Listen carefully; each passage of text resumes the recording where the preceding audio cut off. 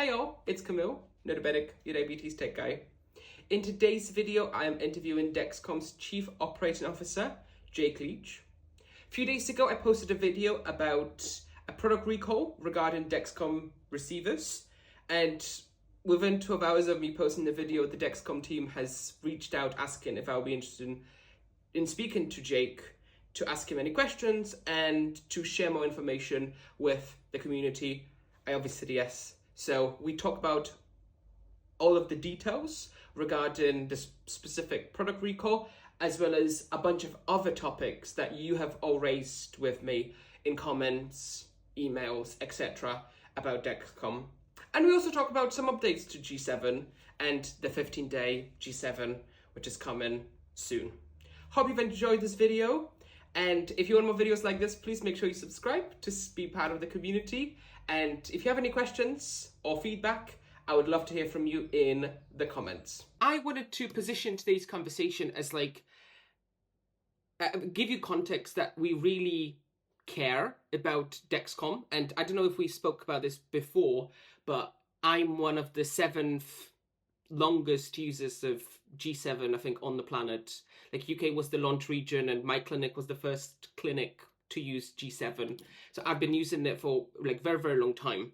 And I would say you guys built really good trust with a lot of people. So when there's any news story which sort of impacts that in any way, we do speak up as a community. And that's sort of as to why we care about Dexcom and the service that you provide, so that's why we want to make sure it continues to provide great service. And I think it's important to give you that context. Yeah, I appreciate that, Camille. I think the last time we chatted was a couple of years ago. It was, it was we really appreciate that perspective, and I think it is important that the community hears from us. So I'm glad we were able to connect. Amazing. Yeah, so let's dive into the product recall. Do you want to just give people a bit of background on what this is about and what the problem is? Yeah, happy to. So we initiated a Class I recall of a portion of our receivers. It's the non-touchscreen receiver that is both been distributed with G6 and with G7. Yeah. There's a very low likelihood that the speaker on that receiver doesn't issue audio alerts, it malfunctions, and that the actual physical speaker component doesn't give you the audible alert. And we understand the importance of alerts and alarms. It's one of the key safety features of the Dexcom sensor, and so any chance where someone doesn't get those critical life-saving alerts, we are concerned, and so we did initiate a recall. It doesn't impact all receivers. It's only a particular subset that was built with this particular supplier's component, and so what we're telling users to do is if you can go to our website and you go to a section around the receiver and you enter in the serial number of the receiver, and it'll tell you whether it's part of that group or not. And if it is part of that group, it then suggests you contact technical support, and we'll get you a replacement right away. Some of these receivers are quite old, and so we're not sure that they're even in use anymore. So the main thing is just double check with your serial number if you use the receiver. This doesn't impact sensors. It doesn't impact people who use the mobile app as their display and alert system, as well as those that use AID systems. It's really around those that rely on the receiver for their alerts and alarms. So we want to double check. The receiver itself has because of the importance of this, the receiver has, when you plug it in to charge it, there's a speaker test just to verify that the speaker is working. And so we also encourage people to do that as well. Yep. Follow that instruction. So I think it's the importance of those alerts and alarms. We found this issue. We want to make sure people are aware of it. Yeah, so in terms of the communication that you are sending out to people, could you talk us through what actions you taken to inform people? Because I think it's quite a big sort of impact. There's over 2 million receivers all in that could have this problem. No, it's nowhere near that. That's how many receivers are in total distribution, but it's a much smaller subset of that. Okay, I see. Yeah, so it's a much smaller subset, and of those that are impacted, the chance of it happening is extremely low. Okay. But because there is a chance, we want to make sure we replace those receivers for folks. We basically have been communicating via all the different channels we have via email. We've been sending out notices to users, and also trying to make sure that people are aware of it. In all the different formats that we have. And is that to users because I guess which receivers are impacted, so are you just communicating that to those users or just general to kind of all? It's general to all users because we want folks to double check whether their receiver is impacted. We know the serial numbers of all the impacted devices, Yeah. but we don't exactly know who has those because people get their product through lots of different channels. Yeah. And so it's really around asking the users to double check their receiver against the website. And is that already sort of been shared? Because I have a G7 receiver and I checked my email and I haven't received anything, and haven't received anything through the post either. We are sending the notifications out. Have you been able to go to the website and check your serial number? I haven't done that yet. No, Okay. I'm one of those users who uses the app. I don't use the receiver. I guess many people will be in that cohort, but no, I haven't received any comms on that as a user. Okay, we'll definitely want to make sure that I'll double check to make sure all the channels are working the way we think. The website to check the receiver is dexcom.com /check receiver, all one word. Yeah.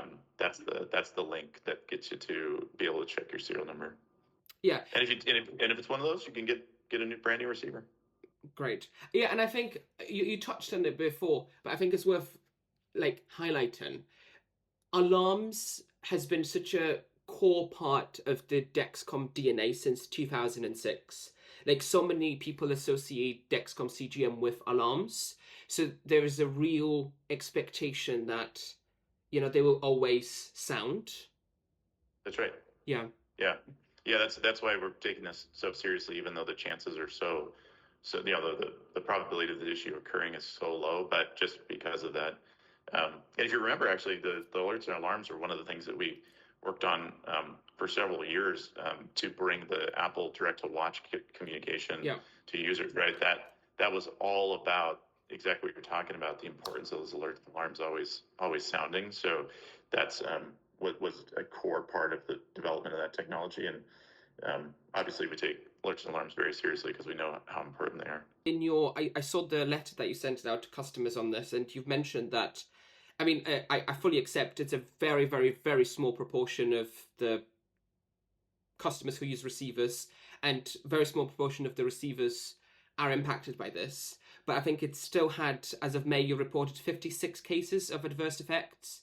So people who had severe seizures, loss of consciousness, or hyper symptoms that they were not able to detect. What's your response to that?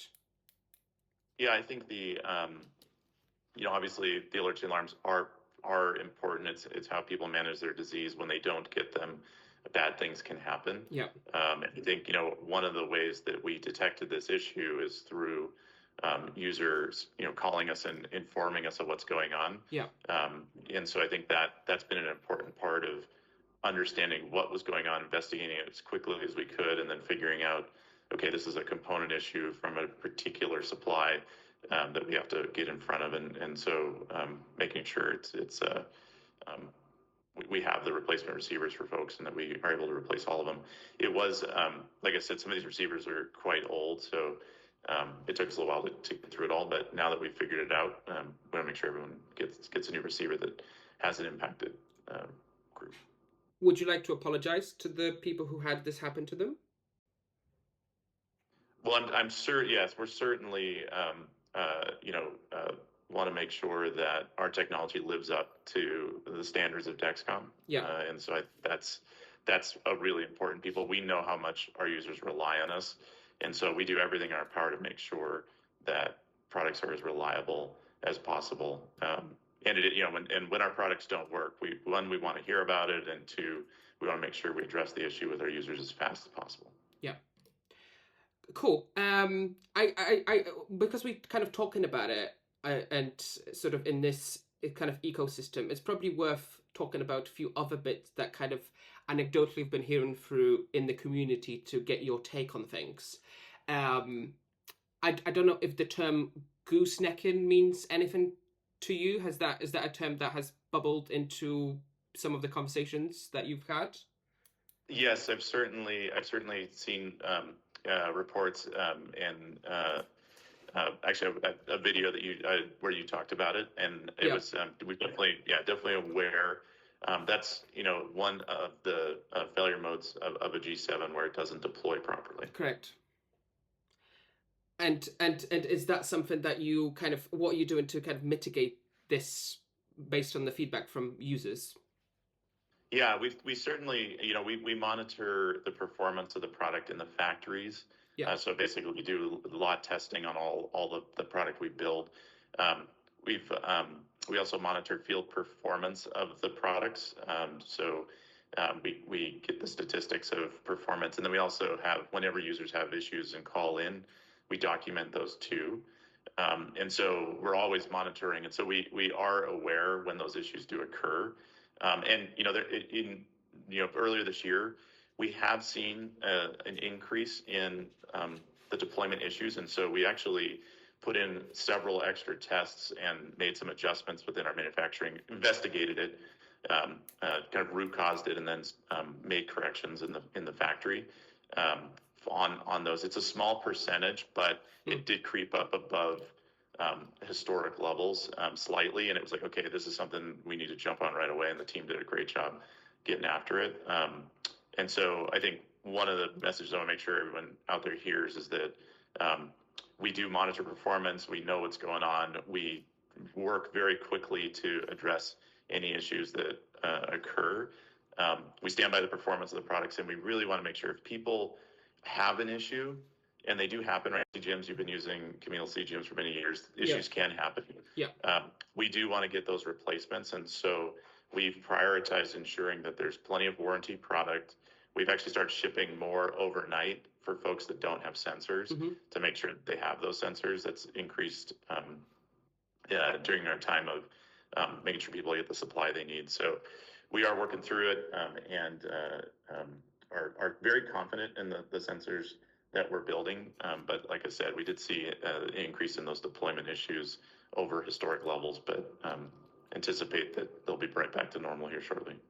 Yeah, and I think I can't remember if you saw that particular part of a video we did with a few other community members recently, but I think I made the point that especially on socials, because Dexcom users tend to be kind of what I would call secondary care people with diabetes who are probably more likely to talk about their experience online as opposed to some of your competitors like Libre, which probably is predominantly primary care. Maybe there's a European perspective, you may disagree from the US point of view, where there's probably we hear less feedback on Libre compared to Dexcom on socials. Having said that, I think the general sort of vibe is that it seems like there's more of sort of this anecdotal evidence from community on Dexcom. What's your response to that? Yeah, I would say the performance of the product in the field, when you think things like accuracy, survival, all those things, it's actually very strong, and it's continued to improve. When we launched G7, right, you learn things, particularly as you scale it. Issues happen. We correct them pretty quickly. Like I said, though, we did see an increase in the sensor deployment issues earlier this year, and so we have addressed those. But I think that's the main thing that users are feeling, and we're very focused on ensuring that those issues don't happen. Yep. But like I said, they can happen, and when they do, we really want to make sure you replace those sensors. Yeah, and just before we move on to other sort of news that you wanted to touch on sensor replacement policy, could you talk us through sort of any, like, what does that look like, and are you making any changes to your sort of policy changes over there with the replacement policy? Camille, that's a really important point that you just brought up. So, sensor replacements, any sensor that has a failure, we replace without any limits. There's no limits, and I know that sometimes in the community there was some confusion around that. Yeah. And part of it was in the way that we were communicating it. But the main thing for people to know is if they have a sensor failure, please call us, please contact us, fill out the form in the app, anything, and we'll make sure that they get the replacement. There's no limit on sensor replacements for failure. Yeah, because so I want to make sure we're very clear on this. If it's a product failure, which is most of the things we've talked about, unlimited replacement is just, I think if it's a user failure, those are capped at free, correct? So initially there's we call it goodwill. Basically, we want to make sure. I mean, our number one priority is to make sure people have the sensors they need. Yeah. And so we do. If a user experiences an issue, they accidentally peel it off or it comes off. We want to make sure we replace those. And so if a user is having, the vast majority of users don't need more than 3 sensors. If someone needs more than 3, we're certainly going to work with them. Our tech support's been trained to work with folks that if they're having an issue, sometimes it's more around education and helping them through that time period where, if they're a new user and they haven't had a lot of experience with CGM, sometimes they need a little extra education. And so we want to make sure they get that. And in particularly in pediatrics where we see more of the challenges of sensor, there's no cap on pediatrics. So I want to make sure that's very clear too. We don't cap sensor replacements for pediatrics. Okay. And that's globally, that's not just in the US, correct? Globally.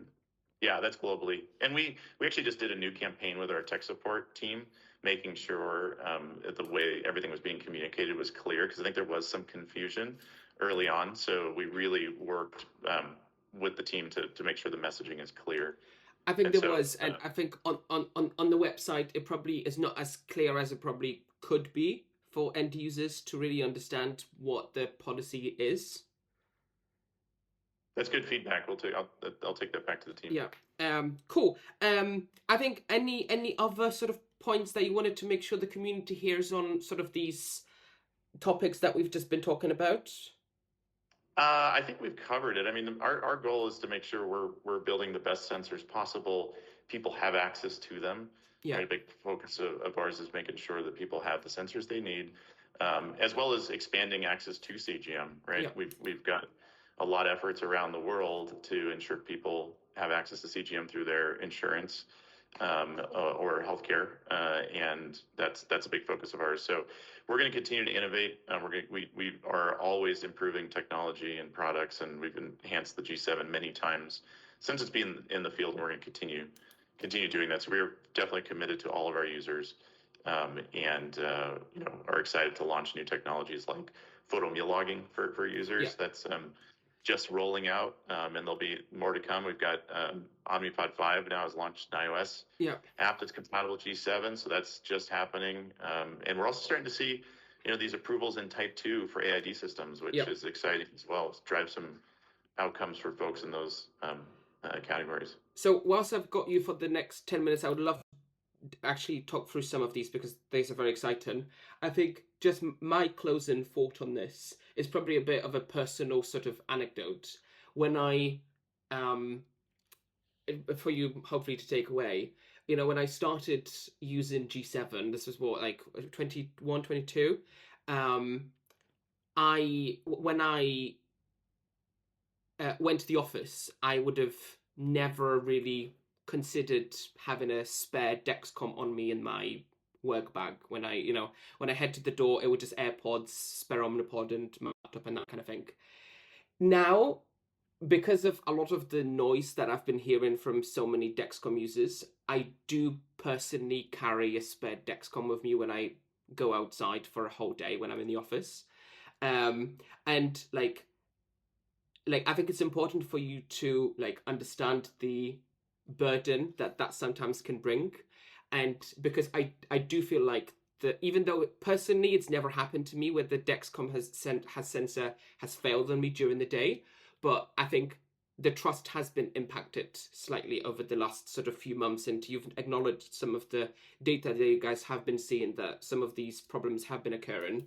And I just hope that, over the next sort of few months, the feedback in the community will be strong enough that I will feel confident enough that I won't need to carry a separate sensor with me when I head out of the door. Yeah, I appreciate the sentiment, Camille, and I think we certainly want to make sure that users trust the technology, and that we're continuing to make better sensors every day. Yeah. Brilliant, thank you. Cool. Let's talk through some other things. So, like you said at the beginning, you are at ADA in Chicago at the moment. What are some of the key headlines from Dexcom? You mentioned Food Line. Yeah. On the product side, we've launched an exciting feature in both our iOS app and our Android app. It's a photo meal logging. Uses AI. You take a picture of the meal and it gives you a meal description right built into your G7 app. Okay. And logs it as an event. So you click on the little plus sign that's the event tab in the G7 app on the main screen, and it takes you to the menu of what kind of event you want to enter, and you click on meal, and then it pops in. You can either type it in, or you can just take a picture and it'll auto populate the meal description. Okay. And then it saves that, both the photo and the description, in your history and events. And it also saves the meal description in the Clarity, transfers that information to Clarity. So healthcare providers can also then, if you log the meal, they can see it. So it's a really convenient way to log meals. And we are excited, launch that feature and then start building upon it in terms of helping people and the physicians, in further management of diabetes. So it's basically the first time we're bringing AI to G7. We originally launched AI technology within Stelo for the report. This is a feature that we're bringing to G7 first. So it will come to Stelo, the photo meal logging, later this year, but we put it into G7 first, based on a lot of user feedback around how they were using other apps to do this. And boy, wouldn't it be nice if it was combined into the G7. So we took that, prioritized it, and it's now in the software. It's a phased rollout. It'll be rolling out across all users here in the coming weeks. Yeah, it was probably, I wouldn't be surprised if, I think I mentioned, I've reviewed a number of apps that do this. Like having it integrated in the app makes so much sense. What kind of data does it save? Is it just time of the meal and that it was pasta with this kind of sauce? Does it store any like calorie, or does it estimate carb information, anything like that, or just sort of that you had a meal and it was X? So right now it records the picture of the meal, the description, which is quite. It's impressive how Models specific can it is. do this, yeah. Yeah, I took a picture of eggs Benedict and it knew it was crabs egg Benedict. I was pretty impressed. Nice. And then it also logs the time and your glucose readings around it. It does not, at this point, estimate the carbs. There's a quick area where you can enter your estimation of those carbs, but our goal is to get to the point where it can estimate the macros, and we have technology in the background running that's doing that, but we're not displaying it to users yet because we want to continue to validate the performance, because we know that particularly for insulin users, and when you're recording carbohydrates and making insulin dosing decisions, that's a critical decision, and so we want to make sure it's well validated. So we're starting with the meals and the descriptions, and the user can edit the description if they want, but the vast majority in our testing haven't modified the description because it's been pretty accurate. So excited to get it there in the user's hands. And when I talk about AI models, my question always comes to the data that's been trained on them. Could you talk us through how diverse the data set was? I mean, different cultures, people might have, European food is very different to, French, British breakfast, to American. How wide was your data pool that you used to train this model, this AI model? It's massive. We partner with Google on it. Okay. So we're using their Gemini system Vertex AI using their Gemini models, which are pretty substantial. Yeah. Which I think is where it comes the accuracy of the AI's ability to identify the different foods and cultural foods. And it's been one of our team members. His wife made an Indian meal, a classic Indian meal, and when she was impressed that it got it right Nice. when he took a picture of it. So more to come. I think we're just in the early stages of seeing how artificial intelligence integrates into these products, but it will be a really important part of the innovation going forward, is how we use the technology to improve user experiences and give even more value. Great. And can we touch super quickly on the 15-day G7? I mean, my only probably point. Do you want to give people a super quick summary of that product, that new sensor that you've got? Sure. Yeah, so we got the 15-day G7 FDA approved recently. Yep. We plan to launch it later this year. Yep. It's the longest lasting sensor, 15 and a half days, so it's 15 plus the grace period. And also it has a new glucose algorithm in it that's based on training from all of the data that we've collected over the last couple of years of G7 10-day being deployed. So it enhances the accuracy of the sensor even further. Yeah. Similar to what we did with G4 in the past, and we did with G6, we made the enhancements. We always want to continue to improve the product and ensure users are getting the most accurate readings possible. So we made an enhancement there. So we do plan to launch it later this year. We're working right now on compatibility with automated insulin delivery systems, making sure those are compatible, because the last thing we'd want is a user to get a 15-day sensor that's not compatible with their AID system. So Yeah. working with those partners, and then also evaluating how to launch it throughout the globe. Right now it's a US focused launch, Yep. but we anticipate bringing 15-day to the rest of the world. It's we have quite a bit of experience now with 15-day on Stelo, which was part of the evaluation of the performance of 15-day sensors, and so feeling very good about how performance is working. So we'll getting that out there later this year is a big focus of our team.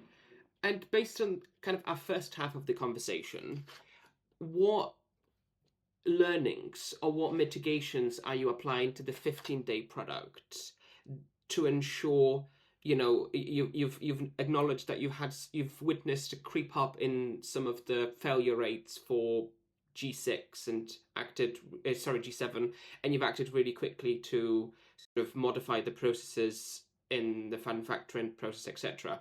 What learnings are you applying to the 15-day process to ensure that those don't repeat again? Yeah, it's a great question. It's the same things that we've done for the 10-day product. The deployment's it's the same mechanisms and things, and so certainly ensuring that all of those same controls are in place. It's an important focus for any of our products, whether it's a 10-day or a 15-day. Yeah, makes sense. Great. Well, thank you so much for that. That's been very, very helpful. And I just wanted to say thanks for your teams for reaching out super quickly and talking through all this stuff, and also what's coming up. I'm excited to try the food login when it comes to UK. Yeah. Right now it's US, but we'll be getting it out across the globe, and lots of exciting data here at ADA around type 2, outcomes in type 2. As well as gestational diabetes. We've got a lot of different abstracts. It's a pretty full program of clinical data, which is always exciting at a scientific conference like ADA. Makes sense. Cool. Any closing thoughts from yourself before we close? Yeah, I just really appreciate the conversation, Camille, and I think it's important that our users hear from us, and our commitment to them, both our current users and those that are joining Dexcom every day. We're committed to always improving products and ensuring that they have the best experience possible. Amazing. Thanks so much. Thanks, Jake. Yeah. Thanks, Camille.